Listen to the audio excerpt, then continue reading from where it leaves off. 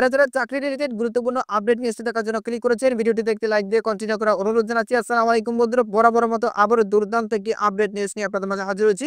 প্রিয় বন্ধুরা, সকল শিক্ষক কর্মচারী এবং কর্মকর্তাদের জরুরি নির্দেশনা দিল সরকার। তো কি এমন জরুরি নির্দেশনা দিল সরকার, আজকের এই ভিডিওটির মাধ্যমে জানতে পারবেন। তো অবশ্যই ভিডিওটি প্রথম থেকে শেষ অবধি দেখার চেষ্টা করবেন।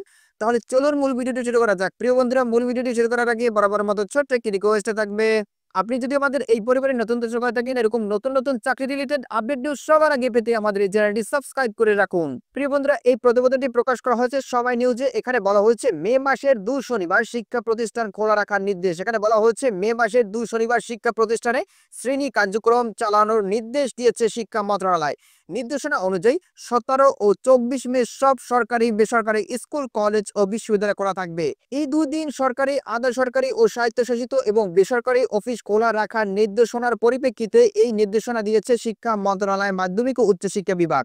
বুধবার মাধ্যমিক ও উচ্চশিক্ষা বিভাগ থেকে জারি করা এক অফিস আদেশ থেকে এ তথ্য জানা যায়। এতে বলা হয়, সরকার আসন্ন পবিত্র ঈদুল আজহা উপলক্ষে 11 ও 12 জুন বুধবার ও বৃহস্পতিবার নির্বাহী আদেশে সরকারি ছুটি এবং দাপ্তরিক কাজের স্বার্থে 17 মে শনিবার ও 24 মে শনিবার সাপ্তাহিক ছুটির দিনে অফিস খোলা রাখার ঘোষণা করেছে।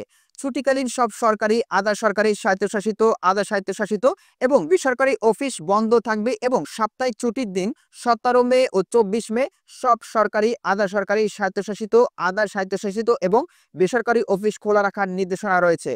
আদেশটি মাধ্যমিক ও উচ্চশিক্ষা অধিদপ্তর ও শিক্ষা বোর্ডগুলোতে পাঠিয়ে স্কুল, কলেজ ও বিশ্ববিদ্যালয় মঞ্জুরি কমিশনে পাঠিয়ে বিশ্ববিদ্যালয়ে খোলা রাখার ব্যবস্থা নিতে বলা হয়েছে। তো প্রিয় বন্ধুরা, এই ছিল মূলত আজকের আপডেট নিউজ। এই বিষয়ে যদি আপনাদের কোনো ব্যক্তিগত মতামত থেকে থাকে তাহলে অবশ্যই কমেন্ট করে জানাবেন।